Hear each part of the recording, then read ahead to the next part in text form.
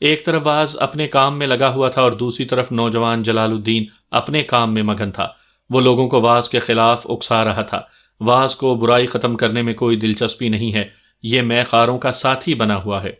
وہ یہ بھی کہتا تھا، لوگوں تم نے کبھی واز کو دیکھا ہے کہ اس نے کسی بادہ خار کی سرزنش کی ہو، کسی کو سزا دی ہو؟ بزرگ شمس الدین کو واز سے دلی ہمدردی اور محبت تھی۔ اسے یقین تھا کہ وہ ایک نہ ایک دن بستی سے برائیوں کو جڑ سے اکھاڑ پھینکے گا۔ وہ لوگوں کی باتیں سن کر پریشان ہو جاتا تھا۔ ایک دن اس نے یہی سوال واز سے کیا، میں نے آپ کو کسی بدکار کو نصیحت کرتے نہیں دیکھا۔ میں خود یہ سوچ کر پریشان ہوں کہ تم بستی سے برائی ختم کرنے میں کیسے کامیاب ہوگے؟